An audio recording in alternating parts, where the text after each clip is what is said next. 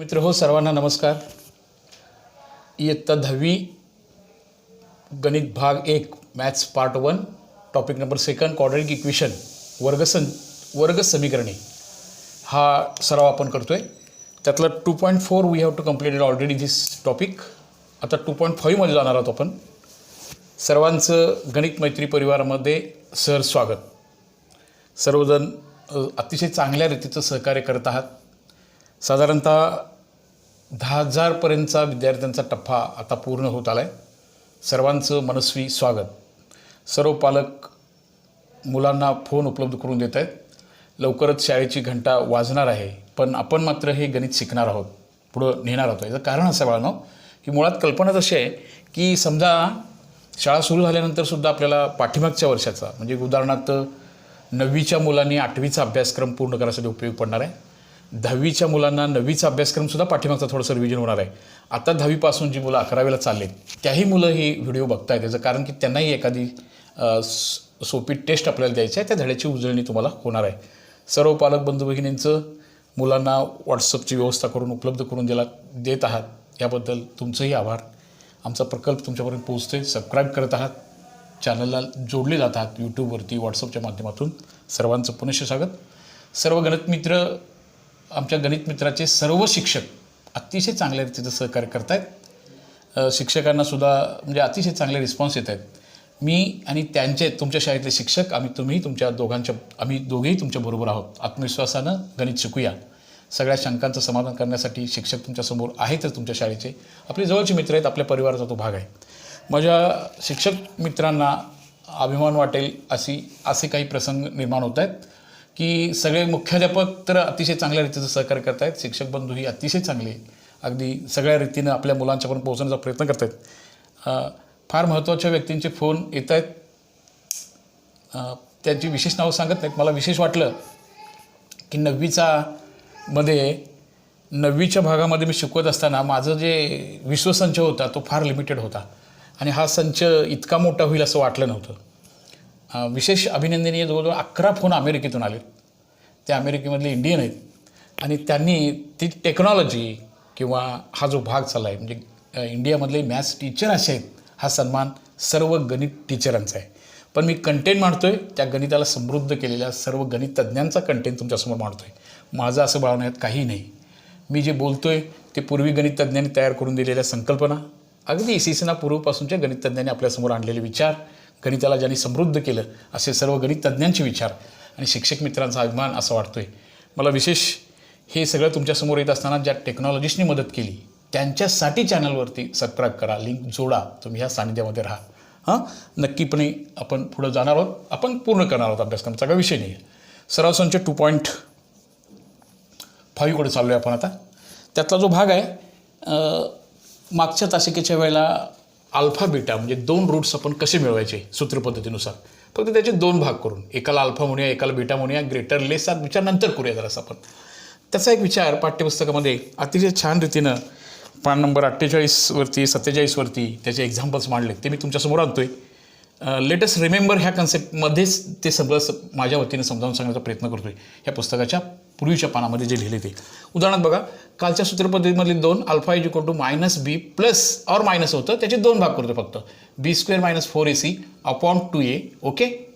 And beta is equal to -b minus under root of b² - 4ac upon 2a. हे 2 मुळं एका वर्गसमीकरणाला असतात, हे आपण शिकलो. ओके. याच्यानंतर ह्याचं बेरीज करून बघूया. ह्याचं बेरीज केल्यावर काय येईल जरासं बेरीज करून पण आन्सर पाठीमागे अतिशय सुंदर रीतीने मांडले. याची बेरीज केली तर दोघांचा अल्फा अधिक बीटा, जरा मी पटपट सांगायचा प्रयत्न करतोय बघा. अल्फा आणि बीटाची बेरीज केली तर दोघांचा छेद एकच आहे बघा. काय आहे सांगा बरं? 2 आहे. आणि मी वरती बी मांडलं, वजा बी मांडलं, अधिक हे वर्गमुळात चिन्हातलं आहे तसं लिहिलं, त्यानंतर वजा बी, परत हे वजा बी लिहिलं आणि वजा वर्गमुळात चिन्ह आहे तसं लिहिलं. आता हे वर्गमुळात चिन्हामधलं b² - 4ac हे कॅन्सल होणार. काय राहणार सांगा वरती? हे आणि हे समान आहे ना, पण अधिक चिन्ह एकाच आहे आणि वजा चिन्ह एकाच आहे, त्यामुळे कॅन्सल झालं. याच्यामध्ये b² - 4ac आहे, याच्यामध्ये b² - 4ac आहे. आता राहिलं काय बघा बरं? -2b अपॉन 2a राहिलं. हे 2 निघून गेले. -b upon a is called as alpha plus beta. मुळांची बेरीज ही -b भागिले a असते.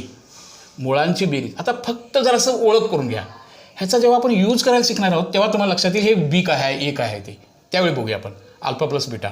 नंतर याचा जर गुणाकार केला, अल्फा गुणिले बीटा केला तर काय होते बघा. ह्या कंसाचा ह्या कंसाबरोबर जर गुणाकार केला तर त्याचंही उत्तर तिथं तयार केलेलं आहे. अल्फा गुणिले बीटा हे पण पान नंबर याच्यावरती 46वरती ह्याचा गुणाकार छान पद्धतीनं करून दिला बघा. कसा केला बघा. ह्याचा गुणाकार करताना छेदस्थानचा गुणाकार झाला. काय झाला सांगा बरं. 4a वर्ग बरोबर. वरचा गुणाकार करत असताना बघा वजा बीचा वर्ग वजा बीचा वर्ग बीचा वर्ग येणार. ए अधिक बी ए वजा बीचं सूत्र वापरतोय. ह्याचा वर्ग झाला आणि ह्याचा वर्ग होणार होता. ह्या वर्गमुळातल्या ह्याचा वर्ग होणार म्हणजे वर्गमुळात बी स्क्वेअर मायनस 4ac येणार त्याचा वर्ग झाला. इथं कोणतं सूत्र लागू पडलं. ए प्लस मायनस बी बी. ए प्लस बी ए मायनस बीचा प्रॉडक्ट येणार ए स्क्वेअर मायनस बी स्क्वेअर. एकदम इझी आहे. चला असं जस्ट समजून घ्यायचा प्रयत्न करा. हां आता याचं वर्ग आणि वर्गमूळ निघून जाणार बघा. काय राहणार तर बी स्क्वेअरला बी स्क्वेअर पण जाणार. हे वजा वजा अधिक होणार 4ac upon 4a square. 4ac upon 4ला 4 गेले. एला ए स्क्वेअरमधला ए गेला आणि राहिले काय बघा बरं तिथं सी भागिले ए राहिले. तुम्हाला एवढी ओळख होऊ द्या. रिमेंबर इटमधलं पेज नंबर 49वरचा अल्फा प्लस बीटा हा मायनस बी भागिले ए घ्यायचा आहे आणि अल्फा गुणिले बीटा त्या मुळांचा जो गुणाकार आहे तो सी भागिले ए घ्यायचा आहे. कसं घ्यायचं आहे थोडंसं जस्ट हे कसं तयार झालं समजलं की याची बेरीज केल्यावर असं तयार झाले, गुणाकार केल्यावर मात्र असं तयार होतं. एकदम सहजपणे बघा.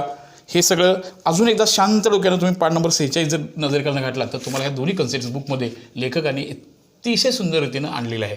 जास्त टायमिंग त्यात नको घालवायला म्हणून मी त्याच्या पुढे फारसं जात नाही. आता nature of the roots in quadratic equations depends on the value of b square minus 4ac. ह्या मुळाचं स्वरूप आहे ते या किमतीवरती अवलंबून आहे. बी स्क्वेअर मायनस 4ac किंमत काय येते त्याच्यावरती अवलंबून आहे. पहिली कंडिशन त्याने दिली बघा. आता त्यांनी एक शब्द वापरला ह्याला डिस्क्रिमेंट विवेचक. त्याला ग्रीक लेटर डेल्टा. ग्रीक लोकांनी गणिताला अतिशय समृद्ध केले. ग्रीकमधली संस्कृती अशी होती ज्याला गणिताचा छंद नाही, गणिताची आवड नाही, त्यांनी माझ्या खोलीत यायचं नाही असे पाट्या लावणारे बोर्ड ग्रीक संस्कृतीमध्ये होते. एवढं गणितावर त्यांचं निश्चित प्रेम होतं. आता त्या डेल्टा म्हणजेच काय बरं बी स्क्वेअर मायनस 4ac. याची किंमत जर 0 आली. आता 0 आलेले 1-2 उदाहरण पाठीमागून सोडवले त्यात बघा. तर मुळं ही डेल्टा इज इक्वल टू 0 असतो तेव्हा मुळं ही काय असतात बघा बरं. रियल अँड इक्वल वास्तव आणि समान असतात. आता डेल्टाची किंमत जर ग्रेटर दॅन 0 आली तर मात्र ती रियल आहेत पण अनइक्वल आहेत, भिन्न आहेत. भिन्न आहेत आणि वास्तव संख्या आहेत. आणि डेल्टा हा जर लेस दॅन 0 आला तर मात्र दे आर नॉट रियल. ही काय भानगड आहे जरा असं बघ सांगतो तुम्हाला. हे काय उत्तर येणार आहे तुम्हाला याचं उत्तर सांगा. वर्गमुळात 25ची किंमत सांगा. आता 10वीच्या मुलांना विचार करून उत्तर सांगायचं आहे. 5 वजा 5 काय दोन्ही पण. मग वर्गमुळात 25ची किंमत सांगा ना. डेल्टा स्क्वेअर मायनस बी स्क्वेअरची किंमत लेस दॅन 0 म्हणजे वजा आली तर ह्याची किंमत आता तुम्ही शिकणार नाही, 11वीमध्ये शिकणार आहात. त्या 11वीमध्ये काय येणार आहे ते मी आता सांगत बसत नाही. मी 11वी-12वीचा सुद्धा अभ्यासक्रम सगळा अभ्यासक्रम पूर्ण केलेला आहे किंवा 11वी-12वी सुद्धा मी शिकवू शकतो. तर हे जे आहे ते इमॅजिनरी नंबर्समध्ये जातं तो भाग नंतो. हे इथं काय म्हटलं बरोबर. हे परिमेय संख्या नाही म्हणजे याचं वास्तव संख्या नाही असं उत्तर येणार आहे. हा भाग आपल्याला नॉट रियल किंवा वास्तव संख्या नाही असं फक्त याचं उत्तर लिहिणार आहे. ह्यातली गणितं तुम्हाला या वर्षीसाठी शिकायची नाहीत. हा जो भाग आहे तो 11वी-12वीमध्ये शिकायचा आहे. असा हा याची ओळख होती. डेल्टाच्या बाबतीमध्ये 3-4 संबोध पान नंबर 49वरती दिलेत. हा एक भाग होता. नंतर वर्गसमीकरणाला लिहायचं कसं. X is equal to alpha एक मूळ आहे और एक्स इज इक्वल टू इथं घेतो जरासं. X is equal to alpha आणि x is equal to beta असे जे मुळं असतील तर अवयव असतील. समजा एक्स बरोबर 5 आलं तर आपण काय लिहितो बघा. एक्स वजा 5 बरोबर 0, एक्स वजा अल्फा आणि एक्स बरोबर बीटा म्हणजे एक्स वजा बीटा बरोबर 0 असं होणार.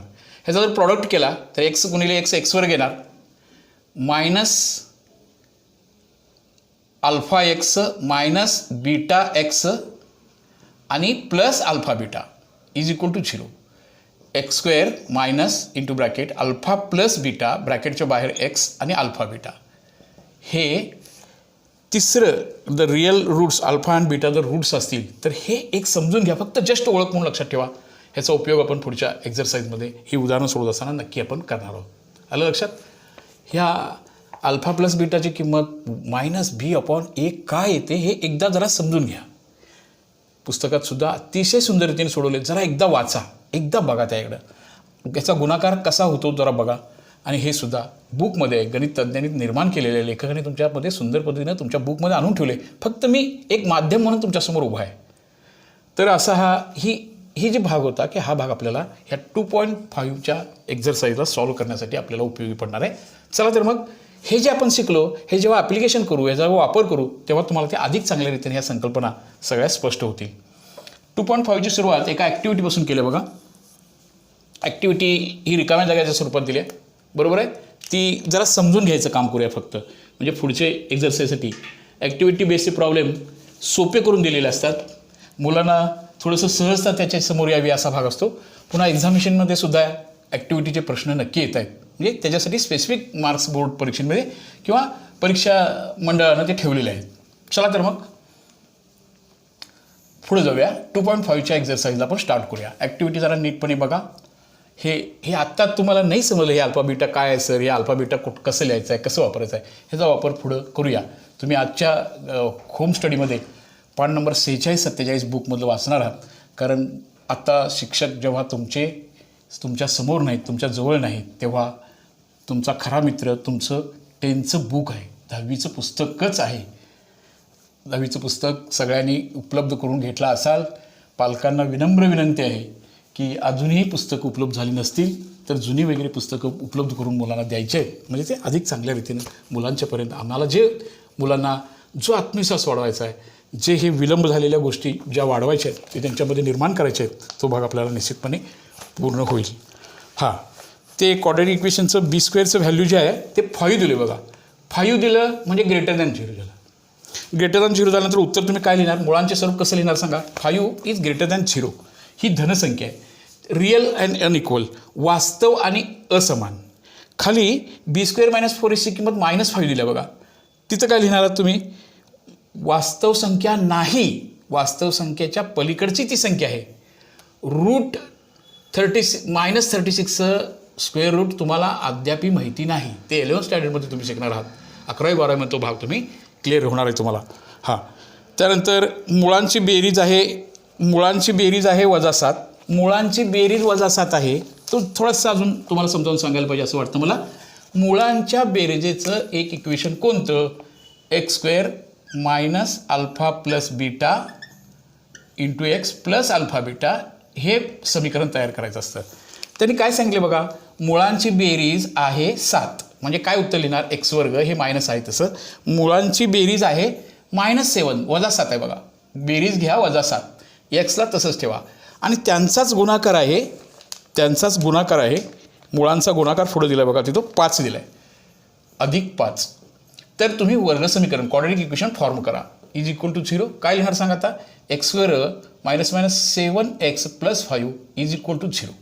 हे तुमचं तिथली तिसरी जी चौकट आहे ही अशी दिल्या बघा. हे असं दिले बघा. असं जर असं इफेक्टिव्ह असं काढले, ह्याच्यामध्ये आपण असं भरणार आहोत.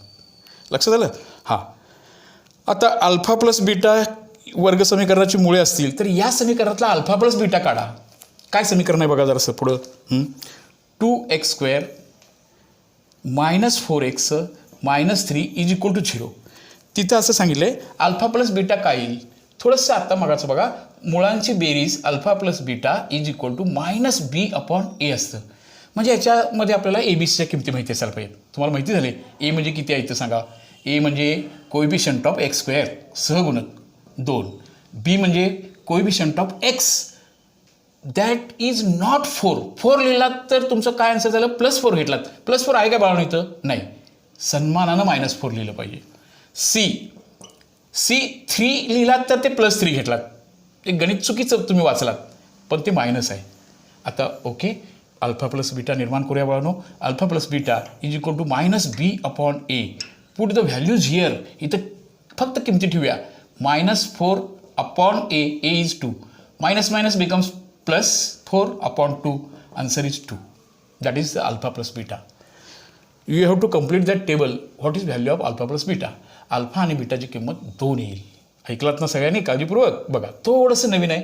हां, अल्फा बीटा अल्फा गुणिले बीटा काय येणार आहे, तो येणार आहे C/A. तिथं पॉझिटिव्ह नंबर्स आहेत बघा. C/A. सीची व्हॅल्यू किती आहे बघा बरं, हे आपलं सीची व्हॅल्यू -3. ए किती आहे बघा आता 2 आहे. What is answer there, -3/2. Not simplified. असू दे तसं असतं त्याला. ओके, असा हा 2.5 मधला पहिला एक्झरसाइज, पहिला क्वेश्चन हा असा सोडवायचा होता. आणि मग आपल्याला ह्या विवेचक हा शब्द आहे मराठीमध्ये आणि इंग्लिशमध्ये डिस्क्रिमेंट, ते डेल्टाना दाखवला आहे. ग्रीक लेटर आहे ते डेल्टा, आणि त्याचा वापर करून त्यांनी, अर्थातच ग्रीक संस्कृतीमधून मॅथमॅटिक्स आपण घेतले, जसं युक्लिडची जॉमेट्रीसुद्धा आपण पुढे शिकत चालू आहे मॅथ्स सेकंडमध्ये. तसं आता आपण क्वेश्चन नंबर 2 मध्ये जाणार आहोत. पुन्हा हाच भाग जो होता अल्फा बीटाचा भाग थोडा काळजीपूर्वक समजून घ्या. थोडासा नवीन आहे, थोडासा ॲडिशनल आहे, थोडं ॲप्लिकेशन्स आहेत. थोडं समोर बाळांना तुम्हाला शंका राहणार नाही. नीट जरा बघा, ह्या कन्सेप्ट्स आपल्याला लागतील. हां, पुढच्या क्वेश्चनमध्ये जाऊया. Question number 2. हाच पुन्हा आपल्याला डेल्टाच्या व्हॅल्यू काढा, विवेचक कसा येणार ते सांगा, असा भाग आहे. हां, मराठीचे पुस्तक, मराठीच्या मुलांची जरा जास्ती काळजी सेमीची मुलं समजावून घेतील. त्यांच्यापुढे इंग्लिशचं बुक आहे. ज्यांची मदर टंगच मराठी आहे त्यांचं काय होतं की मदर टंग तुम्ही लर्न करा तुमच्या मदर टंगमधून आणि रिप्रेझेंट व्हा.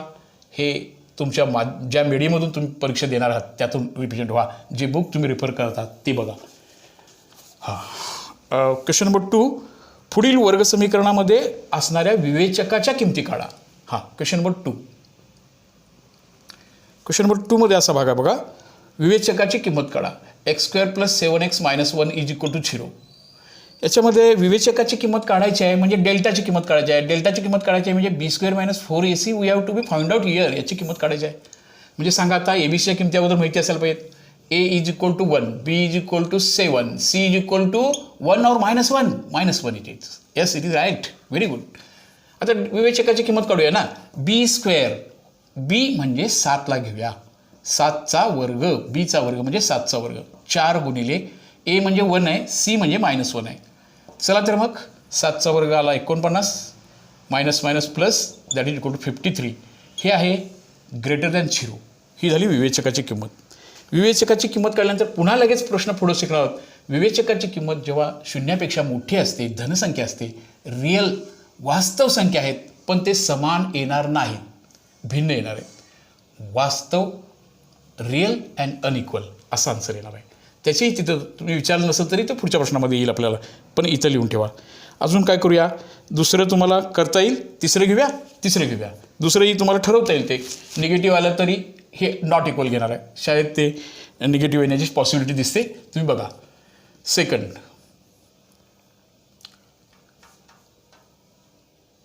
सेकंड असं आहे बघा. √2x². हां, असू दे, रूटमधला आहे म्हणून आपण ते सॉल्व करूया. √2x² + 4x + 2√2 हां, एबीसीच्या किमती तुम्हाला दिसत आहेत इथं. ए म्हणजे √2 आहे, बी म्हणजे आहे b² - 4ac किंमत काढूया. मी आता इथं काढतो बघा याच्यामध्ये. हां, आता मी वरती घेतो त्याला. हा इथं बघा. आता हा सांगा बघूया. आता एक्झाम्पल इथं आहे. एबीसीच्या किमती सांगा. हा ABC चूज करूया. ए म्हणजे x² कोएफिशियंट घेतोय आपण √2. बी म्हणजे 4 आहे, सी म्हणजे 2√2 आहे. ह्यात भरूया ना. हां, b² म्हणजे बी म्हणजे 4 आहे बघा. ओके, 4² - 4. ए म्हणजे बोला किती आहे बघा बरं. ए म्हणजे आहे √2. सी म्हणजे बघा 2√2. ह्याचा आन्सर काय येईल. हे झालं 16 - 4. 2 2 ठेवतो. वर्गमुळात 2 गुणिले वर्गमुळात 2, वर्गमुळात 2चा वर्ग, वर्गमुळात 4 म्हणजे 2 उत्तर आलं. सांगा बरं काय झालं. 4 2 8 आणि वर्गमुळात 2 गुणिले वर्गमुळात 2 म्हणजे परत 2, 16 - 16. याचं उत्तर किती आलं सांगा रे. याचं 2√2 मधलं 0 आलं. जर डेल्टा 0 असेल तर डेल्टा 0 आलेली काही गणित आपण याच्यापूर्वी बघितलं, ह्याच्या पुढे येणार आहेत, तेव्हा roots are real but they are equal, they are same. ते समान येणार आहेत. असं हा प्रश्न दुसरा होता. आणि मग पुन्हा पुढच्या प्रश्नामध्ये हाच प्रश्न आहे बघा. प्रश्न तिसरा काय सांगितले बघा बरं. प्रश्न तिसरा आता प्रश्न तिसरा, विवेचकाच्या किमती ठरवा आणि पुन्हा तुम्ही ते वास्तव आहेत काय, समान आहेत काय, असमान आहेत ते ठरवा. तुम्ही आता पहिल्या प्रश्नामध्ये जे बघितलो तोच आपण क्वेश्चन नंबर 3. क्वेश्चन नंबर 3मधलं कोणतं गणित सोडवायचं का? ठीक आहे, आपण क्वेश्चन नंबर 3मधलं तिसरं गणित सोडूया, चालेल ना? जरासं वेगळं दिसतं, वेगळं म्हणजे उत्तर वेगळं येण्याची पॉसिबिलिटी दिसते मला. बघूया आपण तिसरं गणित. विवेचकाची किंमत ठरवा. आता आपण विवेचकाची किंमत ठरवलंच आहे. विवेचकाची किंमत काढली आणि त्यानंतर मुळांचे स्वरूप ठरवा. ह्या 3चं ऑब्झर्वेशन करायचं आणि त्या साच्यामध्ये फक्त बसवत चालू आहे आपण. ओके, हां, काय बघा आता, m² + 2m - 9 = 0. डेल्टा मीन्स तो डिस्क्रिमिनंट आहे, विवेचक आहे. b² - 4ac. बोला b म्हणजे हे बघा 2 - 4. a म्हणजे माहीत झाले तुम्हाला आता, हे म्हणजे 9 आलं. सॉरी, व्हॉट इज दिस? एची किंमत 9 आहे, इथं +9 आहे.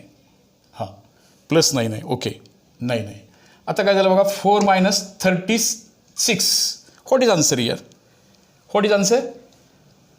आता हे प्लस आहे, हे मायनस आहे, त्यामुळे प्लस करायचं काय, शुअरली सबट्रॅक्शन करायचं. 32 आलं. बट ग्रेटरचं साईन द्यायचं आहे ना, मोठ्या संख्येचं चिन्ह उत्तराला द्यायचं आहे, त्यामुळे ते वजा येणार. वजा आल्यामुळं इट इज लेस दॅन 0. त्याच्यापेक्षा 0 मोठं आहे, हे 0पेक्षा लहान आहे. आता मात्र roots are not real numbers. त्याची मुळं रिअल वास्तव संख्या नाहीत. ते गणित पुढं आपण सोडवायचं नाही 10th स्टँडर्डमध्ये. हां, 11वीमध्ये तुम्हाला ते समजेल. असा हा क्वेश्चन नंबर 2 आणि 3. माझी अशी अपेक्षा आहे तुम्हाला ही संकल्पना समजली असावी. क्वेश्चन नंबर 2 आणि 3 मधला रिमेनिंग पार्ट नक्की सोडवा. काही शंका असेल तर जरूर सांगा, आपण त्याही सॉल्व्ह करू. शंका असण्याचं कारण बहुधा नाही. थोडं पुन्हा एकदा लक्षपूर्वक ऐकलात तर तुम्हाला ते निश्चितपणे चांगल्या रीतीने क्लिअर होईल. ओके, आता आपण याच पॅटर्नचा स्टडी करतो आहे, ह्याचाच पुढं जातो आहे आपण. हां, क्वेश्चन नंबर 4मध्ये असं दिले बघा की ही मुळे आहेत. तर तुम्ही क्वेश्चन नंबर 4, तर तुम्ही क्वाड्रॅटिक इक्वेशन तयार करा, वर्गसमीकरणं तयार करून दाखवा. मुळं बघा, पहिलं मूळ काय सांगितले त्यांनी, बरं पहिलं मूळ आपण 0 घेऊया. अँड सेकंड मूळ आहे ते किती दिले बघा, second root 4. And we have to develop the quadratic equation. असं हे वर्गसमीकरण तुम्ही तयार करा. इथं कोणतंही चल तुम्ही वापरला तरी चालतं. आता यूज व्हेरिएबल इज एक्स असं म्हटलं तर एक्स वापर करायचा, आपण एक्सचा वापर करूया. हां, वर्गसमीकरणाची निर्मिती होत असताना वर्गसमीकरणाला जेव्हा 2 मुळं असतात तेव्हा ते वर्गसमीकरण हे असं तयार करायचं असतं. हे असं बघा, त्याचं कारणही थोडंसं आपण बघितलो. अजून एकदा बुकमध्ये बघा, अजून एकदा समजून घ्या. इथं x² लिहायचं, त्यानंतर मायनस चिन्ह घ्यायचं, इथं अल्फा प्लस बीटा लिहायचं, त्याच्या बाहेर x घ्यायचा. हे तुम्ही हे पण बऱ्याच वेळा आलं आहे पूर्वी, फक्त एक प्लॅटर्न म्हणून आपण बघतो आहोत. हां, ह्यात किमती भरूया. x² मायनस इथं अल्फा प्लस बीटाची किंमत काढून काढूया का? Alpha plus beta is equal to 0 + 4 is equal to 4 इथं भरूया. अँड अल्फा इंटू बीटा म्हणजे काय करणार सांगा, आता अल्फा इंटू बीटा मीन्स 0 × 4 होणार. 0 × 4 answer is clearly 0. That is the quadratic equation. x² - 4x is equal to 0. असं हे वर्गसमीकरण तयार होईल. समजलं? बघा आणखीन एकदा दुसऱ्या समीकरणामध्ये काय मुळं दिलेत बघा. दुसरं समीकरण, हां, अल्फा त्याचं मूळ दिले. आता दुसऱ्या समीकरणामधलं मूळ आहे बघा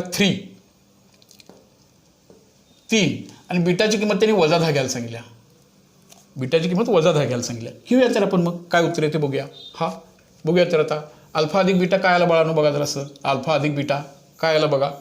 चला, अल्फा अधिक बीटा कसं काढूया आता. Alpha is equal to 3 and beta is equal to -10. काय आन्सर येणार? -7 येणार. -7 आणि alpha into beta product of this two 3 × -10 answer is -30. Negative पॉझिटिव्हचा प्रॉडक्ट हा निगेटिव्हच येणार. ह्यात भरूया की आता, ह्यात भरायचं म्हणजे कसं करूया आता. x² minus alpha plus beta किती आला, -7 आला, तो x आहे तसं ठेवूया. Plus into bracket -30 is equal to 0. x² + 7x -30 is equal to 0. असं हे आपलं ह्या अल्फा प्लस बीटाचं मुळाचं गणित हे असं सॉल्व्ह करायचं होतं. तुम्हाला हाही भाग पद्धतशीर करता येईल, पण आपण घेऊया आणखीन 1-2 वेगळी गणितं वाटली की आपण ते नक्की सॉल्व्ह करूया, जेणेकरून असं आणि म्हणायला नको तुम्ही की सोपं तेवढं घेताय वय असं वाटायला नको तुम्हाला. तसं नाही आहे, घ्यायची इच्छा सगळंच आहे, पण लिहिण्याचा काही गोष्टी आहे, लिहिण्यासारख्या काही गोष्टी, लिहिण्यासाठी लागणारी जागा किंवा माझा हेतू किंवा तुमच्या गणित शिक्षकांचा हेतू बाळगणं असा नाही आहे तुम्हाला की गणित उतरून काढायचं शिकवायचं नाही आहे. नाहीतर आम्ही सगळ्यांनी गणित शिक्षकांनी तुम्हाला एक एक गाईड वाटला असता आणि लिहून काढा म्हटलं असतं ना. नाही, गणित सोडवण्याची कुवत तुमच्यात निर्माण व्हावी हे शिक्षण पाहिजे. गणित फळ्यावरचं लिहून घेण्यासाठी आम्ही शिक्षक नाही आहे. तुम्हाला स्वतःला गणित मी कधी सोडवीन अशी ओढ निर्माण व्हावी. फळ्यावरचं उतरून काढणं म्हणजे गणित शिकणं नव्हे, ह्यासाठी आपण आहोत. आणि म्हणून दुसरं बघूया. Alpha is equal to, you take now alpha is equal to half and beta is equal to minus half. चला हे असं तर समीकरण तयार करायचं आहे. एकदा ॲडिशन करूया. Alpha plus beta plus half आणि minus half 0, no doubt. Product of this two alpha into beta half into minus half. What is answer here? सरळ गुणाकार करा ना. वरचा गुणाकार -1 खाली 4. ह्यात भरू एक येतात. काय करूया? x² मायनस अल्फा बीटा किती आला? 0 आला. 0 इंटू एक्स आणि प्लस असलं तरी ह्याचं आन्सर -4 आले बघा. -1/4 आलं. x² 0x नाही लिहिलं तरी चालेल. -1/4 इज इक्वल टू 0. तुम्हाला अजून ह्याला जर सोपे रूप द्यायचं असेल तर ह्याला 4 तुम्ही मल्टिप्लाय करू शकता. ह्याला 4 गुणूया, याला 4 गुणूया, हे कॅन्सल होतील आणि शेवटचं उत्तर राहील 4x² - 1. असं सिम्प्लिफाय केला तरी चालेल. 4x² - 1 किंवा हे असं ठेवलात x² -1/4 इज इक्वल टू 0 असं ठेवलात तरी बरोबर आहे. असं त्याचं सिम्प्लिफिकेशन केला तरीसुद्धा ते बरोबर आहे. अशा रीतीनं आपल्याला हे प्रॉब्लेम सॉल्व्ह करायचं होतं अल्फा प्लस बीटाचं. बरं, असा हा भाग आपण पुढं नेत आहोत. आता याच्याबद्दल पण काही चिंता करायची गरज नाही. आता रूटमध्ये आहे ना, बघूया जरासं. अल्फा कसा आहे बघा. असू दे, त्याने दिलाय तसं असू दे. त्या संख्या वास्तव संख्या संच शिकवलो आपण. तुमच्या 10वीच्या मुलांच्या कक्षेतला सर्वात मोठा संच वास्तव संख्या संच, ज्याच्यामध्ये आता सर्व संख्या तिथे इन्क्लूड होऊ शकतात असा वास्तव संख्या संच 10वीच्या मुलांच्या पुरतं. 11वी 12वीमध्ये ह्याच्या पलीकडे जायचं आहे तुम्हाला, तेव्हा ते कळेल अधिक चांगल्या रीतीने. ओके, आता तर मग बघूया. हां, आता इथे एक किंमत आहे बघा. इथे एक अशी किंमत आहे -2 - √5 असं एक अल्फा आहे. 2 - √5 अँड 2 + √5. हे अशा संख्येनं पहिल्यांदाच तुम्हाला अरे हे काय वेगळं दिसतं. काही कठीण नाही. तुम्ही पाऊल टाकत चला, तुम्ही आत्मसात करा. फक्त सर ह्या 2 संख्येची बेरीजच करायची आहे ना. हां, असं आहे बघा. +√5 आणि -√5 निघून गेले. झालं. उत्तर किती राहिलं आपलं? 4. 2 + 2 ओनली 4. झालं, समेशन संपलं. प्रॉडक्टमध्ये सुद्धा घाबरून जायची गरज नाही. एकदम इजी आहे बघा. हे आणि हे याचं प्रॉडक्ट करतोय आपण. फक्त एवढंच अपेक्षा आहे तुमच्याकडनं. हे तुम्हाला A - B आणि A + B आहे हे दिसावं, अधिक सोपं होईल गुणाकार करत बसण्यापेक्षा. ह्याचा आन्सर आहे A² - B². A² म्हणजे 2² मायनस B² म्हणजे √5 असं आहे बघा. B² म्हणजे √5 पुढे जाऊया जरा आता. हां, 2² काय आन्सर आलं सांगा? 4. √5² 5 येणार बाळांनो, नीट लक्षात घ्या. आणि टोटल आन्सर येणार -1. आता ह्यात भरूया की, यात काय भरूया सांगा? ह्यात भरूया x² minus alpha plus beta किती आला? 4 आला बघा. बघा, हे सूत्रामधलं फॉर्म्युल्यामधलं मायनस चिन्ह आहे. त्यासाठी फॉर्म्युला लर्न करायला पाहिजे. कदाचित काही वेळेला लिहिलं नाही तर प्लस आहे काय मायनस आहे अशी शंका राहते. मायनसच आहे हे आयुष्यभर लक्षात राहण्यासाठी तो कसा तयार झाला आहे इकडे लक्ष असायला पाहिजे. म्हणून पेज नंबर 46 रेफर करायचं आहे. हां, प्लस जरी असलं तरी इथं -1 व्हॅल्यू आली आहे, बरोबर ना? हां, ती इथं भरूया. Is equal to 0. Last answer is x² - 4x - 1 is equal to 0. This is the quadratic equation. थोडीशी कन्सेप्ट वेगळी असली तरी सोपी आहे, निश्चितपणानं तुम्हाला समजेल. आता आपण हा भाग पूर्ण करायचा प्रयत्न जरूर करूया. जाऊया पुढं मग. असंच आपण क्वेश्चन नंबर 5 जाऊया. आता क्वेश्चन नंबर 5 चला तर मग क्वेश्चन नंबर 5. हां, काय क्वेश्चन आहे बघा. ह्या 2.5 मधला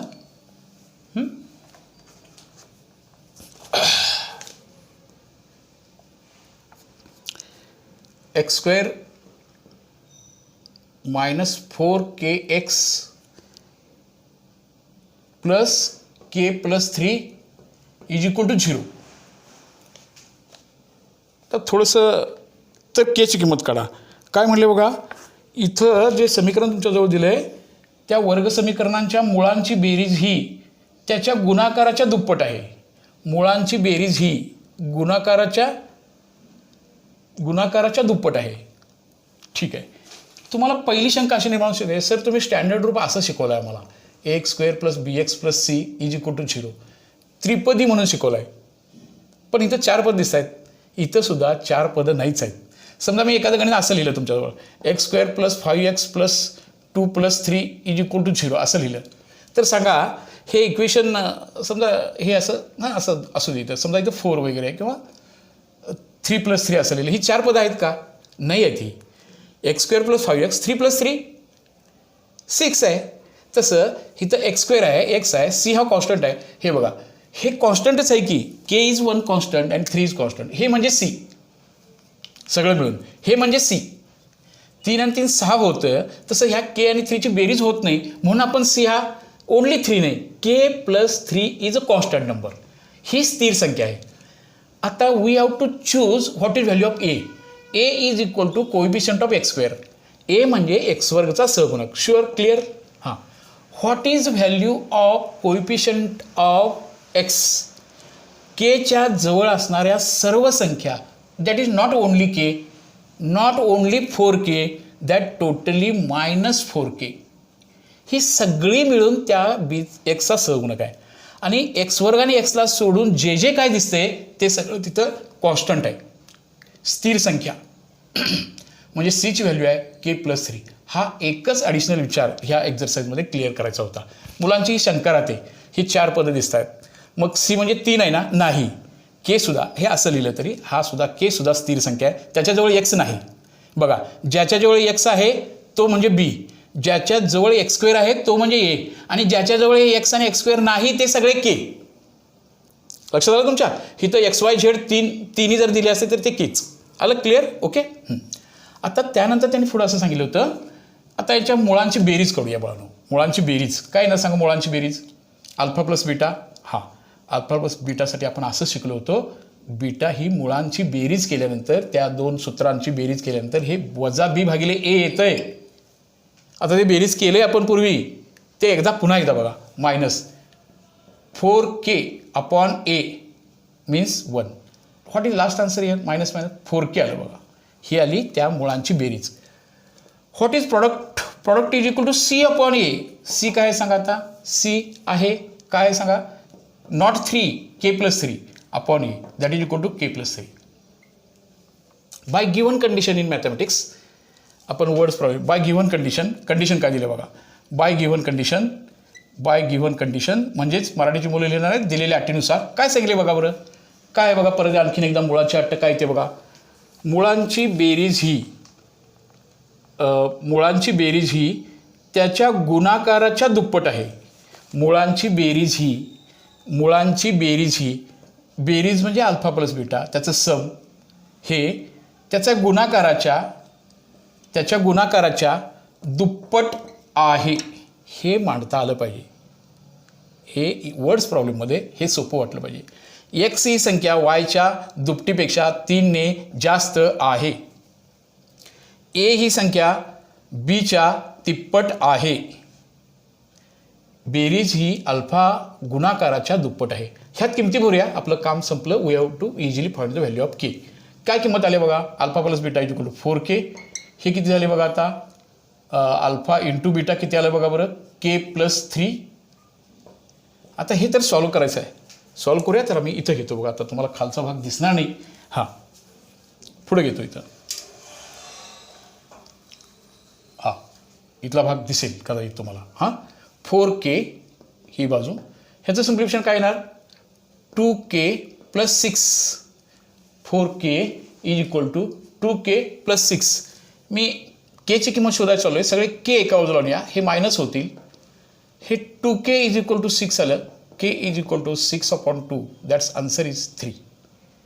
करेक्ट, बरोबर आहे. अशा रीतीने आपल्याला याही समीकरणाला केची किंमत काढा. केची किंमत काढा हा एक अतिशय महत्त्वाचा फॉर्म आहे आणि तोही तुम्हाला सोडवायचा आहे. तो भाग तुम्हाला तिथं क्लिअर होईल अशी अपेक्षा व्यक्त करूया. यानंतर आपण पुढच्या 2 प्रश्नांच्यामध्ये जायचं आहे आपल्याला. आपण तेही 2 प्रश्न सोडवूया, चालतील ना. आपण पुढचे 2 प्रश्न आपण पुढच्या तासिकेच्यामध्ये आपण हा भाग लर्न करूया. ओके, इतका भाग आता थोडासा होमवर्कचा भाग आहे, तुम्ही तो नीटपणे बघाल आणि तो समजून घ्याल अशी अपेक्षा आहे. थोडंसं काम करायचं आहे. 1 तास बघितल्यानंतर हा तास ऑब्झर्व करा, नीट ऐका. सगळ्यांनी चॅनलला सबस्क्राईब करा. आपले टेक्निशियन आपली सर्वजणच्या रिस्पॉन्सिबिलिटी वाढू द्या थोडीशी. ओके बाळांनो, सर्वांना शुभेच्छा. परत लवकरच आपण पुढच्या तासिकेच्या वेळेला निश्चितपणे भेटूया. ओके.